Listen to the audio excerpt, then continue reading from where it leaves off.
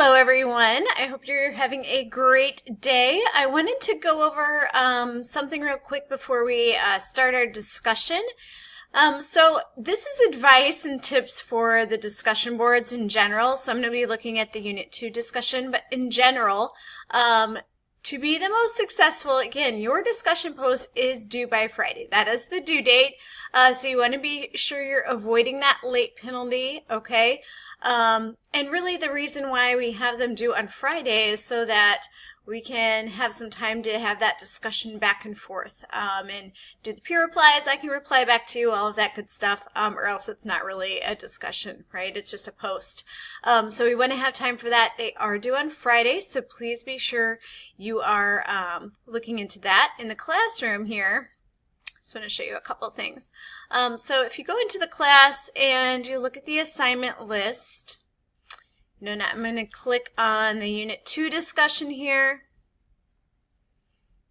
If you look at the assignment details, you will notice that due date there, that your initial post or your primary post is due on Friday night, so be sure you have that in, and then your peer reply is due by Tuesday.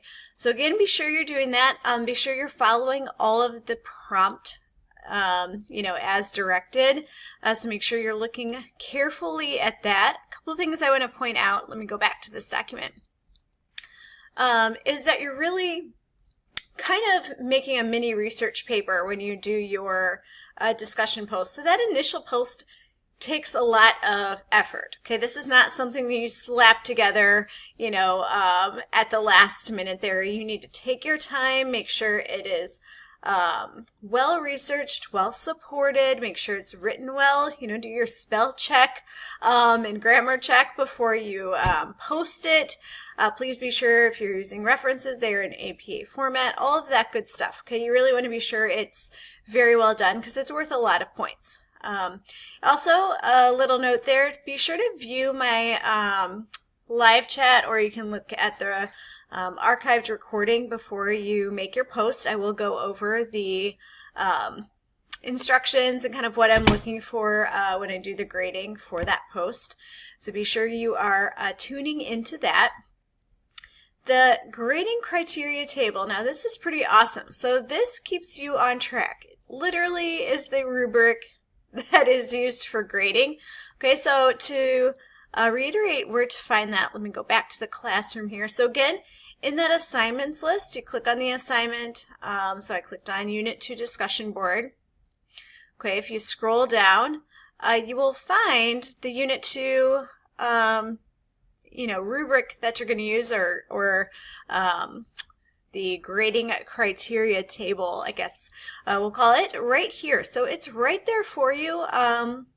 There's no surprises. You can also see the breakdown of each section. So for example, you want to be sure you've got those peer replies in, right? They're worth 20 points plus an extra 10 points, for do they add in-depth response and encourage further discussion. Okay, that's 30 points for those. Make sure you're not missing out on that. So really look at the point breakdown.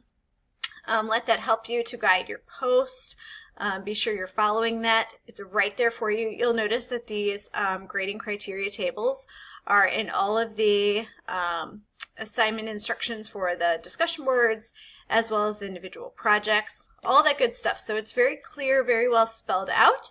So there shouldn't be any surprises. So I wanted to alert you of that. Let's go back here.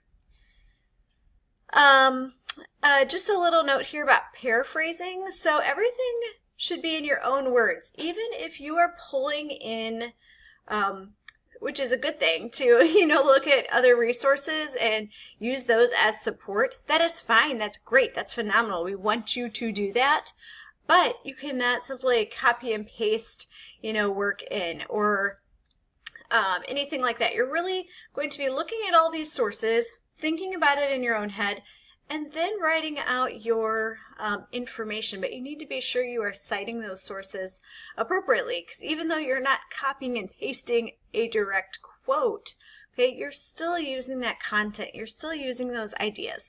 So you need to be sure you are giving credit where credit is due, okay? But please be sure all of that content is paraphrased into your own words. Then finally, a note about the discussion board here. Be sure to read all of my replies. So, if I reply back to someone and, I'm like, oh, well, what about your state you live in? Have you found any information on your state in terms of the regulations there, etc.? Okay, and maybe that person had kind of forgotten to put that in their post. Okay, if you're aware of that, you will put it in your post. Okay, so be sure you're reading through all the replies. It's meant to have a discussion, and it's meant to be a very good positive learning experience, because they are awesome. I love the discussions. That's where we can, I learn always, every term, every class. I always am learning something new from all the students, because everybody does their own research and you bring something new to the table. So let's really focus on being active in those discussions, and again, being active early on, as those main or initial, I usually call them initial posts, are due by Friday. So make sure you're hopping in there. And I think that's about it. So if you have any questions, please be sure to let me know. And have a great rest of your day. Take care.